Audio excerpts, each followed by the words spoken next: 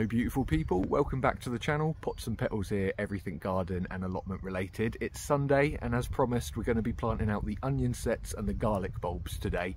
So I'll be taking you through how I do that.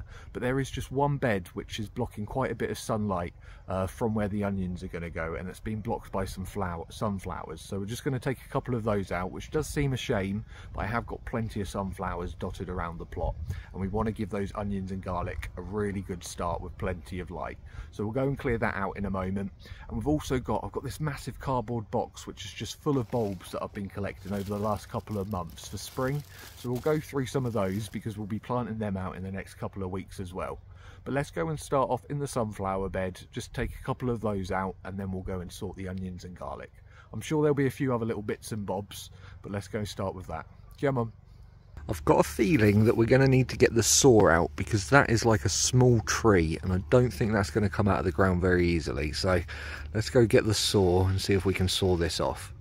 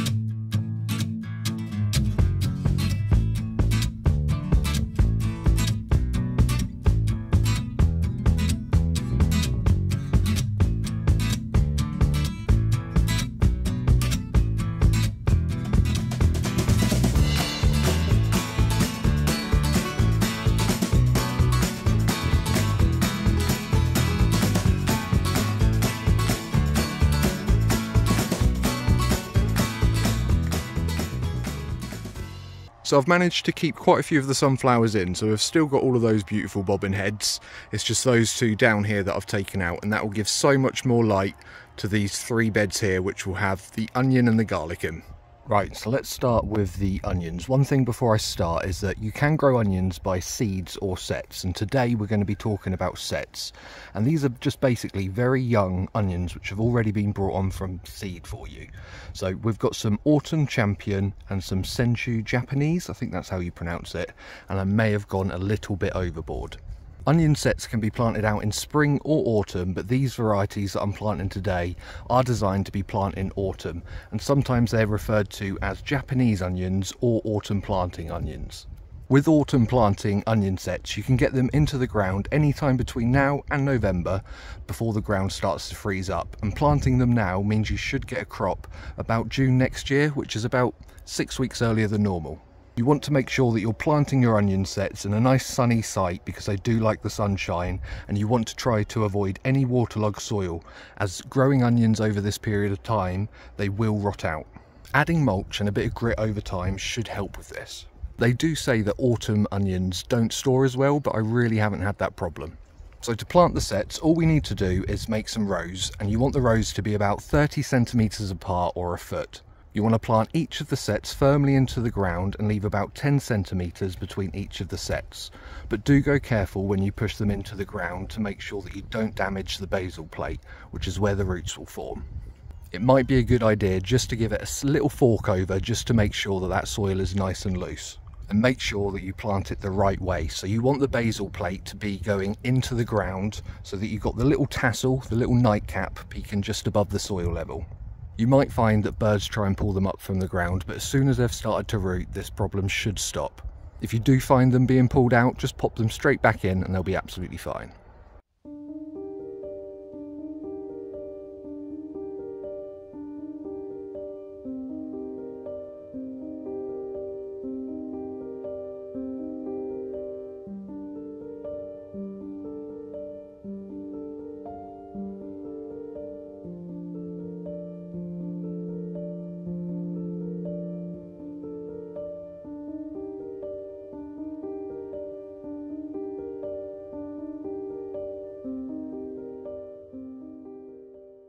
Right, so next we're going to plant up a bulb of garlic. So this year I wanted to try a bit of an experiment and plant a bulb in September, October, November and December, just to see if there's any difference in the garlic come harvest time. So I've brought 4 bulbs of the same variety, and I believe you pronounce it Garcia, and this is a soft neck variety. You'll find garlic come in hard and soft necks. So the hard necks, they produce a flower stem towards the end of the growth cycle, and now you must cut these off, but they do taste amazing in a stir fry. Whereas soft necks don't produce this flower stem, but they do say that soft necks do store a little bit longer. Just like onions, you can plant them anytime, spring or autumn, but the autumn varieties you'll find will need a month or so with some below 0 temperatures, which just helps with the bulb development. Now before you plant, you do need to break up your bulbs into individual cloves, and each of these will be planted and create a brand new garlic plant. Garlic does like a little bit more space than the onions, just so that they can spread their roots. So give them about 15 centimetres, half a foot apart, and rows of about 30 centimetres a foot. If you've got really heavy clay soil, you might find that starting them off in little modules in individual pots might be the best option. If not, just don't bury them too deeply and you should be fine.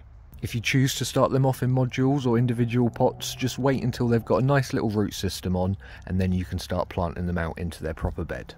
Just like onions, garlic have the basal plate, so do go careful when you're pushing them into the soil. It's always worth giving it a little bit of a dig or a fork over before you start planting your onions and your garlic.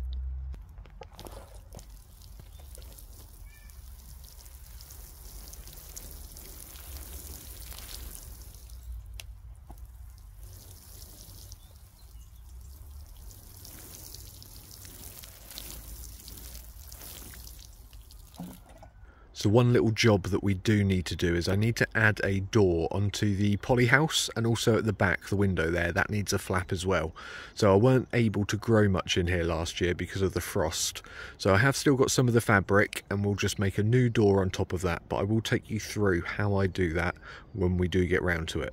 Another little job for next weekend is we want to give this pond a good old tidy up because it's in desperate need of one. There's loads of algae and blanket weed in there, and autumn is a great time to give it a good old tidy up.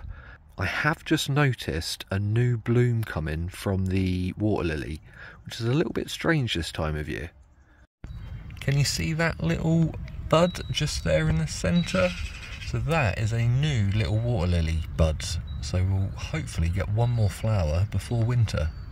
So I'm going to be honest guys, I didn't realise I'd collected this many bulbs. So it's mainly tulips, but we've also got some alliums at the bottom there, but we've got quite a few. I found some in my shed, in my car, all over the place. So we'll go through some of the pinks and purples of the tulips, then we've got some fiery colours, and then right at the bottom we've got the alliums. So let's have a look and see what varieties we've got for this year.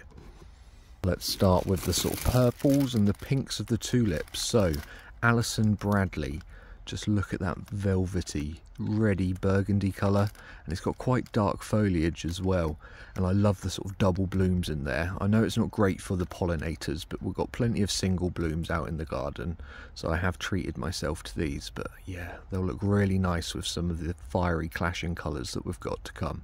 So next up we've got Little Beauty, which is one of the miniature tulips. So I want to put these in one of the pots so that we can have them up on the table so that we can see them really nicely, and these will look quite nice with some fiery colours as well. But just look at that blue centre, they almost don't look like tulips at all.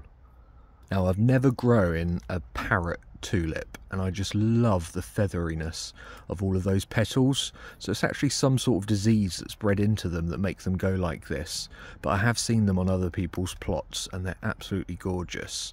So this one's black parrot, and it is quite tall for a tulip, so 50 centimetres, so these will look quite nice with some smaller ones below them. So a lot of these will be going into pots, but we'll also chuck some in the ground.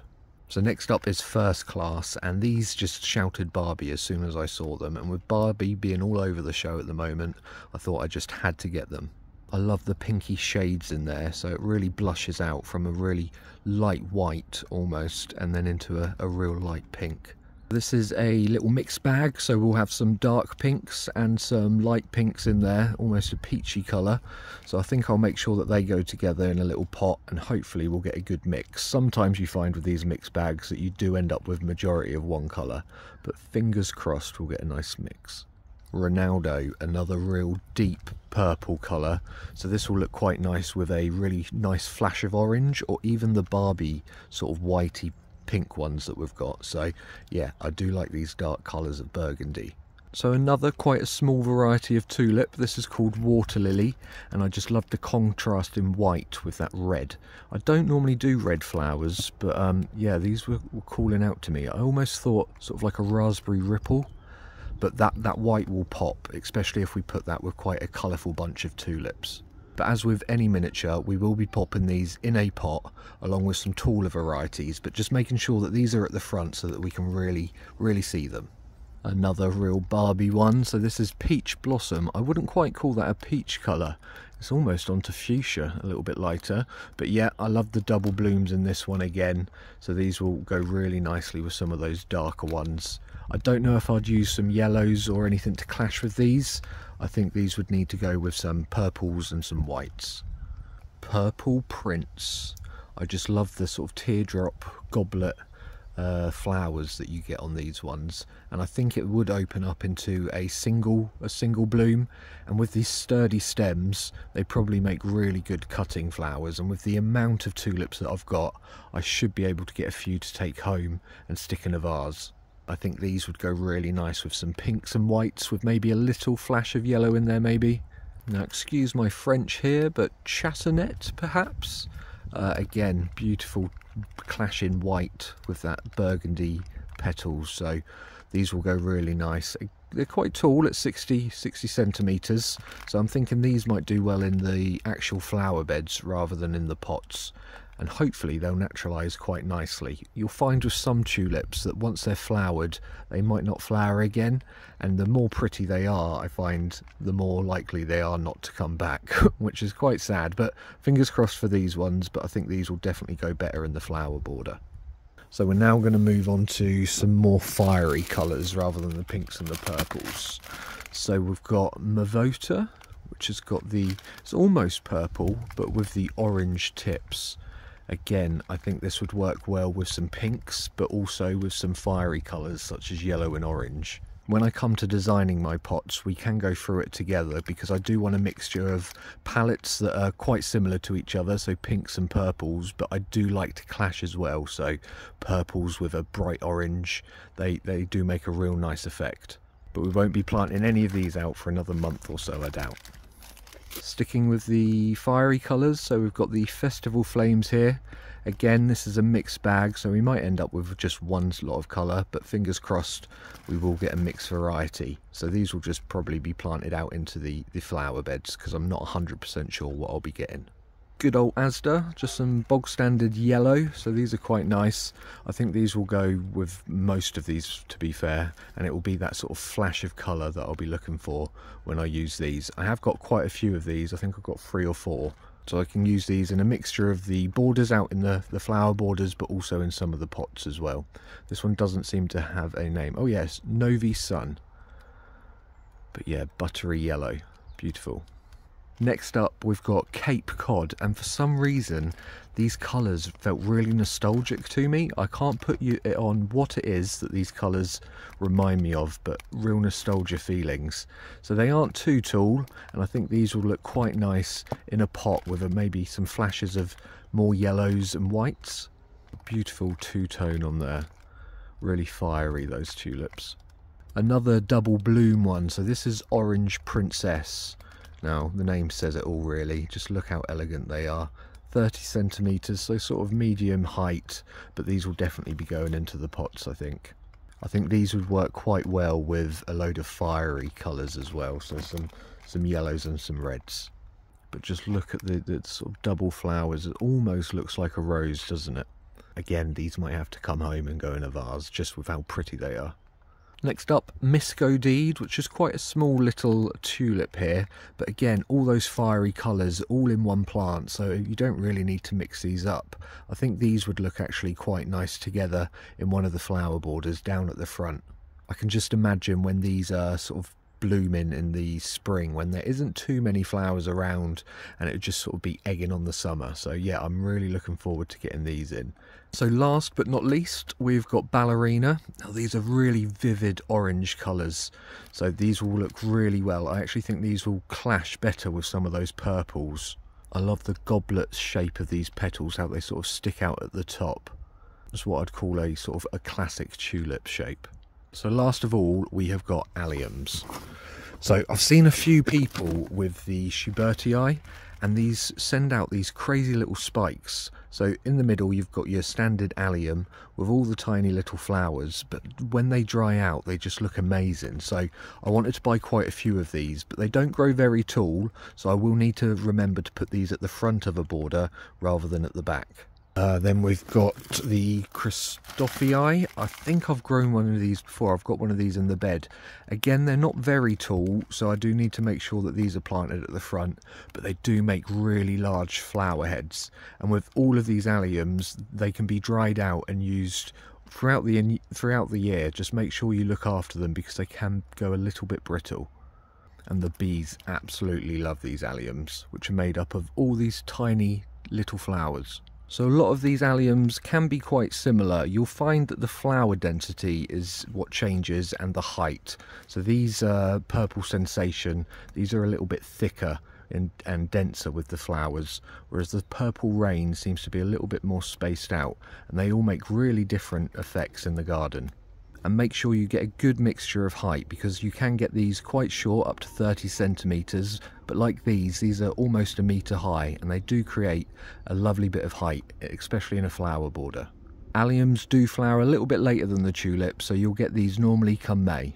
So sticking with the purple theme, you do find that alliums come in mainly purples, but we have got some blues and whites as well. So we've got some Asda mixed one here, and these are Gigantium, so they should grow pretty tall, so a metre in height normally. But yeah, again, these will go in the borders rather than in pots. And then finally, just some little smaller alliums here. So these are what we'd call drumstick, so probably don't grow any more higher than 30 centimetres. We've got Graceful Beauty, which is a lovely dainty white one, and I think you'd pronounce that Coryllium. I'm not too sure, Latin, Greek. But again, this is a little drumstick but has a blue flower. I'll remember to put these towards the front of the borders, whereas the taller ones will go towards the back. Oh, and I mustn't forget that I brought a big old bag of daffodils, so these will just go out in the flower beds.